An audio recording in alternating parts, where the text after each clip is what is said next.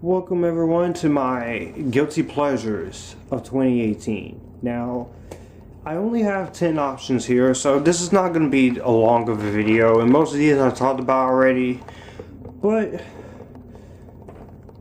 there are a few of these I do want to talk about here again, why I think they're guilty pleasure like. So, we have 10 films here. This is my personal opinion. And if you don't like the choices here, please don't get upset. And there will be no offensive comments in the comment section because I can easily block them and remove them and report them. But anyways, let's get on to the actual list. My honorable mentions here, I only have 5. One of them is Pacific Rim Uprising. Second, Mortal Engines. Third, The Kissing Booth. Fourth place, Life Itself. And the fifth and last honorable mention is, of course,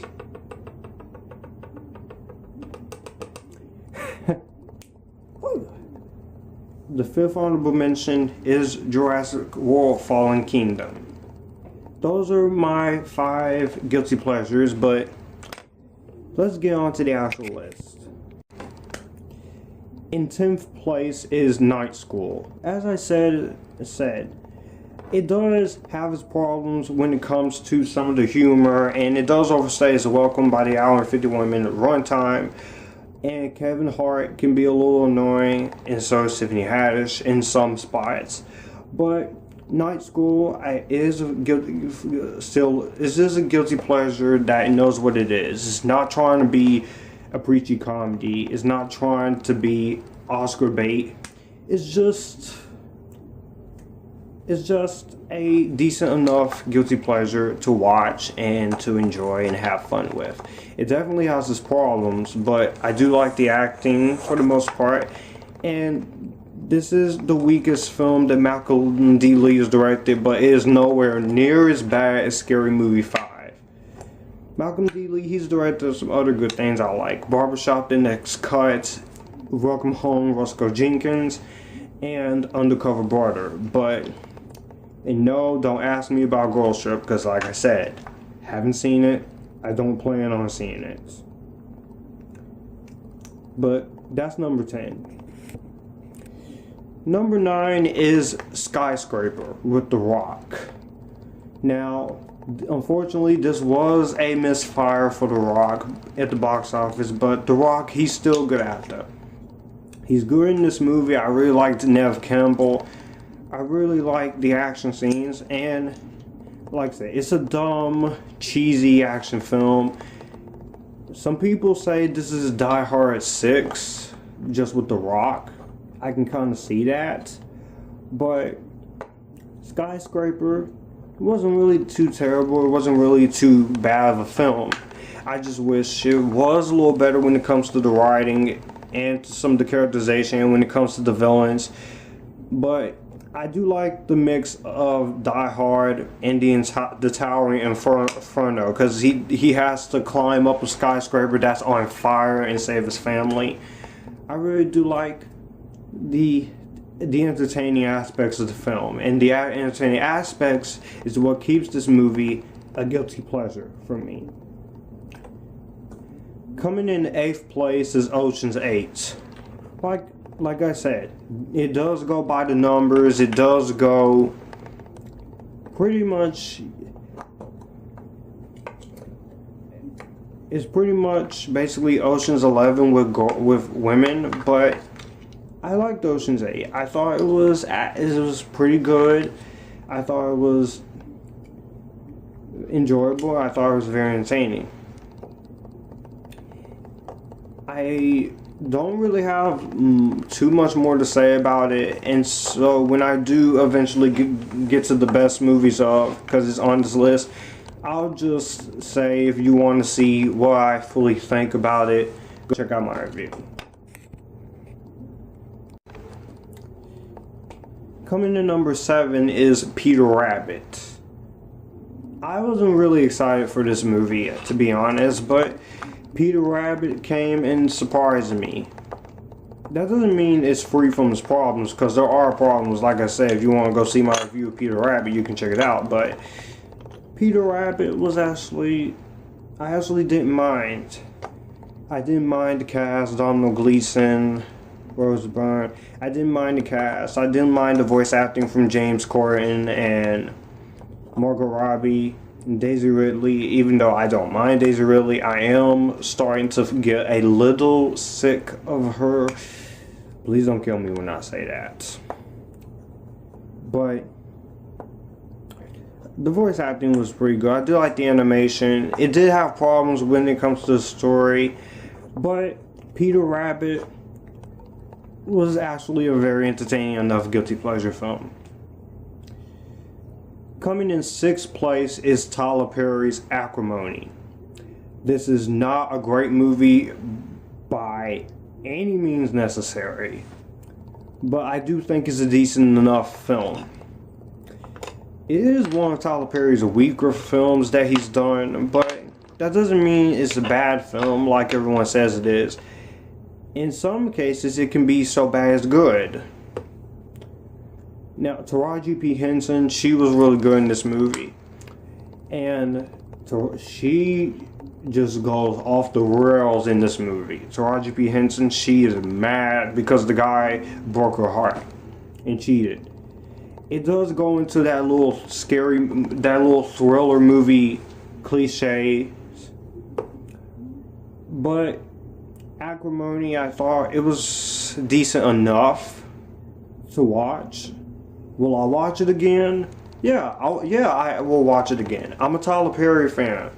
If people don't like Tyler Perry, that is okay. That is okay with me. I'm not gonna say you dumb, but don't call me. Don't be racist or hateful towards me because I like Tyler Perry. Coming in number 5 is The Nun. Decent enough guilty pleasure. Don't really have too much to say about this since I've talked enough about it already in my horror films ranking and in my review. It did suffer from the problems that it did suffer from, but it was The Nun a bad movie? No, I didn't think The Nun was bad. It's definitely a step down from some of the other Conjuring films, but The Nun was actually enjoyable. Coming in 4th place is The Predator. I also don't have much more to say about this one either. Like I said, it did have its problems. So when I talk about this in the best movies of 2018, I'll just go by the notes that I wrote down when I wrote my review. But The Predator was decent enough. It is one of the weaker Shane Black movies.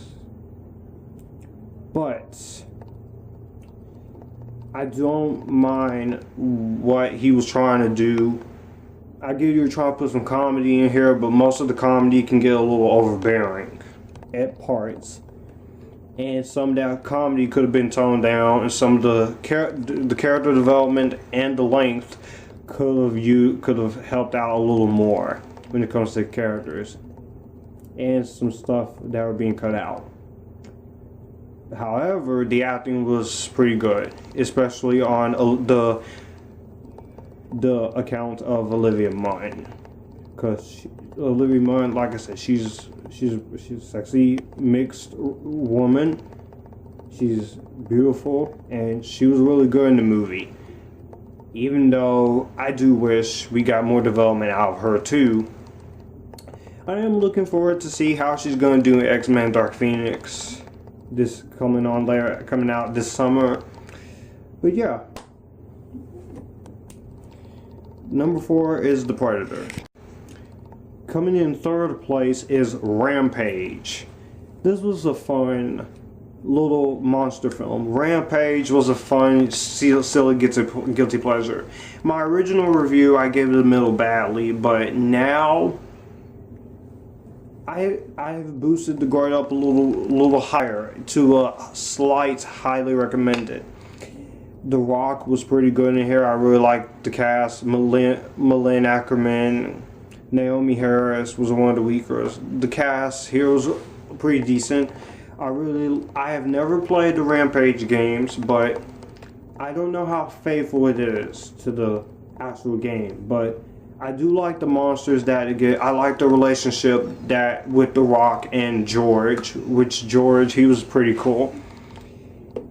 And it does have its flaws when it comes to characterization and when it comes to some of the decisions that they make here.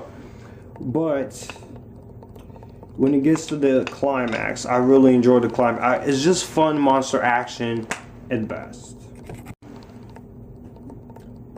Coming in second place is Tomb Raider 2018. Like I said, better than the Angelina Jolie ones. Definitely has its issues when it comes to the villain problem and the character development and some of the weird things that she does. But it's kind of cool seeing her in this kind of way. She is dark. She is very different from Angelina Jolie. Alicia Vikander did a good job. I really like the intense moments. I really like the atmospheric moments, and I just enjoy number 2, Tomb Raider. If you want to know more, you can watch my review of this. Bye bye with Tomb Raider. Coming in number 1 on the guilty pleasures is Truth or Dare. I've talked about this movie in my ranking, my review, but this will be the last time we talk about it. Like I said, it is the weaker film for Lucy Hale, but do I enjoy most of the things in Blumhouse Truth or Dare? Yes. Lucy Hale, she was one of them. She's a great actress, and she's a talented singer, as I said. If you ain't seen Pretty Little Liars, you should. Secret of the Wings, you should. Even Cinderella Story, Once Upon a Song, you should. She's a talented actress, and her TV show, Life Sentence, from the CW, that only lasted 1 season last year, which is also pretty superior to this. Like I said, it does fall into the horror cliche mode. It doesn't give you characters to care about. It does have that weird, fake-looking Joker smile in CGI. But it does have good acting. It does have a few atmospheric moments. Granted, like I said, it is still a very flawed film, but Blumhouse Truth or Dare, I like as a guilty pleasure. I wouldn't say it's so bad it's good, but in my opinion, I would say it's some of the moments is unintentionally funny. So if I was to put this in guilty pleasure format, I would say it's, what would I say it? Oh, it's a horror comedy, dumb horror, silly horror comedy. But yeah, that's Truth or Dare. So that was my top 10 guilty pleasures of 2018. Let me know what you guys think about the list down below. Be sure to follow all my social media links.